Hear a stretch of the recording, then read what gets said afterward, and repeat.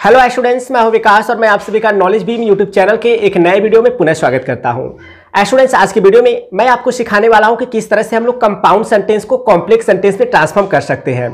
यदि आप compound sentence को कॉम्प्लेक्स सेंटेंस में ट्रांसफॉर्म नहीं कर पाते तो इस वीडियो को पूरा वॉच कीजिएगा। मैं आपको कुछ रूल्स ऐसे बताऊंगा जिनकी मदद से आप आसानी से कंपाउंड सेंटेंस को कॉम्प्लेक्स सेंटेंस में ट्रांसफॉर्म कर सकते हैं।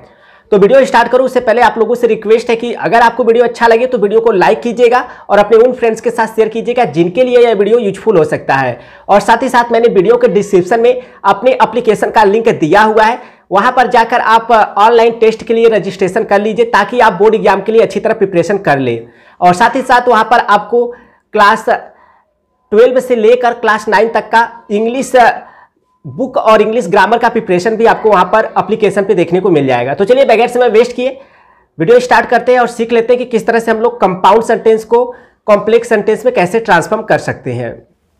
तो स्टूडेंट, जैसा कि देख सकते हैं मैंने बोर्ड पर लिखा है कंपाउंड सेंटेंस को कॉम्प्लेक्स सेंटेंस में बदलकर वाक्य का रूप परिवर्तन।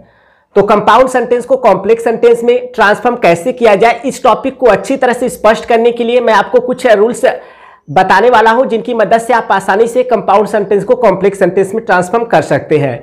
तो जैसा कि देख सकते हैं मैंने रूल नंबर फर्स्ट लिखा है, यदि कंपाउंड सेंटेंस का एक भाग इंपरेटिव सेंटेंस हो तथा दूसरा भाग एंड से शुरू हो तो ऐसे वाक्य को कॉम्प्लेक्स सेंटेंस में बदलने के लिए इफ का प्रयोग करते हैं।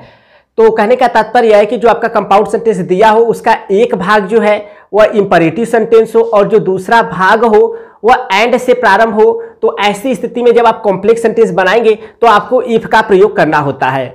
इसे अच्छी तरह मैं आपको एग्जांपल की सहायता से स्पष्ट करता हूं। तो देख सकते हैं यहां पर मैंने लिखा है compound sentence, speak the truth, सत्य बोलो and I will help you, और मैं तुम्हारी मदद करूंगा। देख सकते हैं जो पहला भाग है वह इंपरेटिव सेंटेंस है और इंपरेटिव सेंटेंस में कर्ता यू छिपा होता है और जो दूसरा भाग है एंड से क्या हो रहा है, प्रारंभ हो रहा है। तो ऐसी स्थिति में जब हम लोग कॉम्प्लेक्स सेंटेंस बनाएंगे तो हमको इफ का प्रयोग करना होगा। तो हमारा इस तरह से कॉम्प्लेक्स सेंटेंस बनेगा, if you speak the truth, यदि तुम सत्य बोलते हो, उसके बाद कामा देंगे, आई विल हेल्प यू, मैं तुम्हारी मदद करूंगा। इस तरह से। इसी तरह से एक और एग्जाम्पल देखते हैं, वर्क हार्ड, कठिन परिश्रम करो, and you can win the first prize, और तुम प्रथम पुरस्कार जीत सकते हो। यानी परिश्रम करो और तुम प्रथम पुरस्कार जीत सकते हो। तो देख सकते हैं जो कंपाउंड सेंटेंस है इसमें इसका जो पहला भाग है वह इंपरेटिव सेंटेंस है, वर्क हार्ड, इसमें कर्ता यू छिपा है, और जो दूसरा भाग है एंड से प्रारंभ हो रहा है। तो हमारा कॉम्प्लेक्स सेंटेंस इफ की सहायता से बनेगा। तो हमारा कॉम्प्लेक्स सेंटेंस इस तरह से बनेगा, इफ यू वर्क हार्ड, यदि तुम कठिन परिश्रम करते हो। तो जैसा कि इंपरेटिव सेंटेंस में यू छिपा होता है कर्ता के रूप में, ठीक है। तो इफ यू वर्क हार्ड, यदि तुम कठिन परिश्रम करते हो, you can win the first prize, तो तुम प्रथम पुरस्कार जीत सकते हो। इसके बाद एक और एग्जांपल देख लेते हैं। तो मैंने यहां पर कंपाउंड सेंटेंस लिखा है, लर्न योर लेसन, अपने लेसन को याद करो, एंड यू विल पास, और तुम पास हो जाओगे। तो देख सकते हैं जो पहला भाग है वह इंपरेटिव सेंटेंस है और जो दूसरा भाग है वह एंड से प्रारंभ हो रहा है। तो हम लोग कॉम्प्लेक्स सेंटेंस इफ की सहायता से बनाएंगे। तुम्हारा इस तरह से कॉम्प्लेक्स सेंटेंस बनेगा, if you learn your lesson, यदि तुम अपने पाठ को सीखते हो या याद करते हो, यू विल पास, तो तुम पास हो जाओगे। तो देख सकते हैं इफ से हमारा यह जो कॉम्प्लेक्स सेंटेंस है उसकी स्टार्टिंग हो रही है। तो आई होप स्टूडेंट्स आप समझ गए होंगे रूल नंबर फर्स्ट जो मैंने आपको बताया। इसके बाद रूल नंबर सेकेंड देखते हैं और उसको भी समझने का प्रयास करते हैं। तो स्टूडेंट्स अब बात करते हैं रूल नंबर सेकेंड की। तो रूल नंबर सेकेंड है, यदि कंपाउंड सेंटेंस का एक भाग इंपरेटिव हो और दूसरा भाग और या अदरवाइज से शुरू हो तो कॉम्प्लेक्स सेंटेंस में बदलने के लिए अनलेस का प्रयोग करते हैं। तो कहने का तात्पर्य यह है कि जो आपका कंपाउंड सेंटेंस दिया हुआ है उसका एक भाग इंपरेटिव सेंटेंस है और जो दूसरा भाग है वह और या अदरवाइज से प्रारंभ हो रहा है। तो ऐसी स्थिति में जब आप कॉम्प्लेक्स सेंटेंस बनाएंगे तो आपको अनलेस का प्रयोग करना होता है। तो कैसे आप अनलेस का प्रयोग करेंगे मैं आपको अच्छी तरह से एग्जाम्पल की सहायता से स्पष्ट कर देता हूं। तो यहाँ पर मैंने कंपाउंड सेंटेंस लिखा है, लीव द रूम, कमरे को छोड़ो, और you will be turn out, अथवा तुम्हें बाहर कर दिया जाएगा। यानी कमरे को छोड़ दो अथवा तुम्हें बाहर कर दिया जाएगा। तो देख सकते हैं आप, यह जो हमारा पहला भाग है इंपरेटिव सेंटेंस है और जो दूसरा भाग है वो आर से प्रारंभ हो रहा है। तो हम लोग कॉम्प्लेक्स सेंटेंस बनाएंगे अनलेस का प्रयोग करके। तो हमारा कॉम्प्लेक्स सेंटेंस इस तरह से बनेगा, unless you leave the room, यानी अनलेस जब तक कि तुम कमरे को छोड़ते नहीं, you will be turn out, तुम्हें निकाल दिया जाएगा। या फिर आप इफ का भी प्रयोग कर सकते हैं, ऐसे भी बना सकते हैं, if you don't leave the room, यदि तुम कमरे को नहीं छोड़ते हो कामा देकर you will be turn out, तो तुम्हें बाहर निकाल दिया जाएगा या बाहर कर दिया जाएगा। इफ से थोड़ा सा बेटर लग रहा है, लेकिन आप अनलेस का प्रयोग करके बना सकते हैं, ठीक है।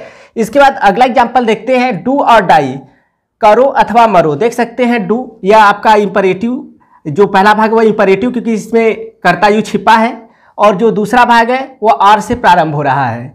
तो हम लोग कॉम्प्लेक्स सेंटेंस अनलेस से ऐसे बनाएंगे, अनलेस यू डू, जब तक कि तुम करते नहीं, यू विल बी डाई, तुम मरोगे। तो आप चाहो तो ऐसे भी बना सकते हो, इफ यू डोंट डू, यदि तुम नहीं करते हो, यू विल डाई, तो तुम मरोगे। तो इफ वाला जो यह सेंटेंस है यह थोड़ा सा इंपरेसिव है, और अगर आप अनलेस से भी बना सकते हैं जैसा कि मैंने नियम में भी लिखा हुआ है, लेकिन इफ से जो कॉम्प्लेक्स सेंटेंस बन रहा है वो थोड़ा सा इंपरेसिव देखने में लग रहा है। तो यह हो गया रूल नंबर सेकेंड। इसके बाद जो रूल नंबर थर्ड है उसको देखते हैं और उसे भी समझने का प्रयास करते हैं। तो स्टूडेंट जैसा कि देख सकते हैं मैंने यहाँ पर रूल नंबर थर्ड लिखा है, तो इसको देखते हैं। यदि कंपाउंड सेंटेंस में बट, स्टिल या एट का प्रयोग हो, तो स्टूडेंट जैसा कि देख सकते हैं यहाँ पर मैंने रूल नंबर थर्ड लिखा है, तो इसको देखते हैं। यदि कंपाउंड सेंटेंस में बट का प्रयोग हो या स्टिल का प्रयोग हो या एट का प्रयोग हो, तो कॉम्प्लेक्स सेंटेंस में बदलने के लिए हम 2.8 या although.8 का प्रयोग करते हैं। तो मैं एक चीज और क्लियर कर देना चाहता हूं कि आप 2 के साथ कामे का भी प्रयोग कर सकते हैं, although के साथ भी आप कामे का प्रयोग कर सकते हैं, तो 8 के स्थान पे आप कामे का भी प्रयोग कर सकते हैं। यह चीज आप ध्यान रखिएगा। तो अच्छी तरह मैं आपको एग्जाम्पल की सहायता से स्पष्ट करता हूं। तो यहाँ पर मैंने कंपाउंड सेंटेंस लिखा है, Hari ran to the station, Hari station की ओर दौड़ा, but he miss the train, लेकिन वह ट्रेन को मिस कर दिया। तो देख सकते हैं कि यहाँ पर हमारा बट आ चुका है कंपाउंड सेंटेंस में। तो हम लोग जब कॉम्प्लेक्स सेंटेंस बनाएंगे तो हम लोग 2.8 का प्रयोग कर सकते हैं और although.8 का प्रयोग कर सकते हैं, या तो आप 8 की जगह कामे का भी प्रयोग कर सकते हैं। तो हमारा इस तरह से कॉम्प्लेक्स सेंटेंस बनेगा, 2 हरी रैन टू द स्टेशन, यद्यपि हरी स्टेशन की ओर दौड़ा, 8 फिर भी ही मिस द ट्रेन, वह ट्रेन को मिस कर दिया। आप 8 की जगह कामा भी लगा सकते हैं। इसके बाद अगला देखते हैं, जो कंपाउंड सेंटेंस मैंने लिखा है वह है, ही इज नॉट ऑनेस्ट, वह ईमानदार नहीं है, 8 फिर भी आई लव हिम, मैं उसे प्रेम करता हूं। तो कॉम्प्लेक्स सेंटेंस हमारा इस तरह से बनेगा। देख सकते हैं 8 आया है, तो हम although.8 का प्रयोग कर सकते हैं या 2.8 का प्रयोग कर सकते हैं, या फिर 8 की जगह आप कामा भी प्रयोग कर सकते हैं। तो हमारा इस तरह से कॉम्प्लेक्स सेंटेंस बनेगा, दो ही इज नॉट ऑनेस्ट, यद्यपि वह ईमानदार नहीं है, 8 फिर भी आई लव हिम, मैं उसे स्नेह करता हूं। आप 8 की जगह कामे का भी प्रयोग कर सकते हैं।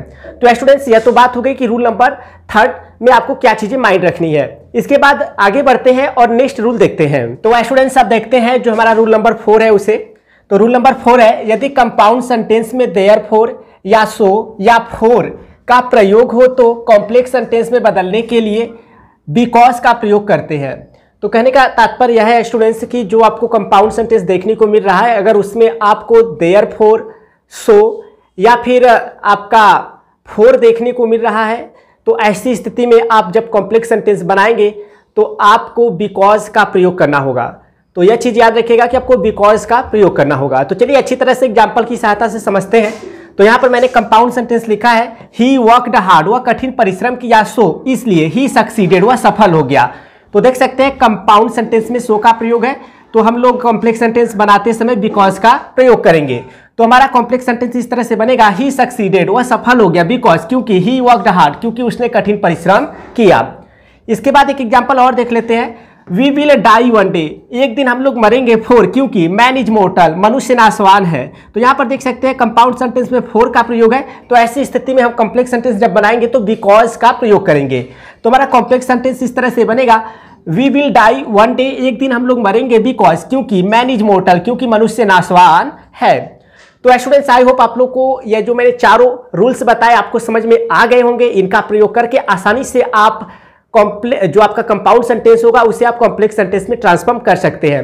तो स्टूडेंट जाते जाते यहाँ पर मैंने एक क्वेश्चन आपके लिए लिखा है और आपको इसका जो आंसर है कमेंट के माध्यम से सेंड करना है। तो मैंने यहाँ पर कंपाउंड सेंटेंस लिखा है, गिव मी मनी, मुझे धन दो, and I shall spend it, और मैं इसे खर्च करूंगा। इसे आपको कॉम्प्लेक्स सेंटेंस में ट्रांसफॉर्म करना है और अपने आंसर को कमेंट के माध्यम से सेंड करना है। तो स्टूडेंट्स आई होप आप लोग आसानी से सीख लिए होंगे कि इस तरह से आप कंपाउंड सेंटेंस को कॉम्प्लेक्स सेंटेंस में ट्रांसफॉर्म कर सकते हैं। तो अगर वीडियो अच्छा लगा हो तो वीडियो को लाइक कीजिएगा और अपने उन फ्रेंड्स के साथ शेयर कीजिएगा जिनके लिए वीडियो यूजफुल हो सकता है। तो मिलते हैं नेक्स्ट वीडियो में, तब तक के लिए thank you so much for watching this video.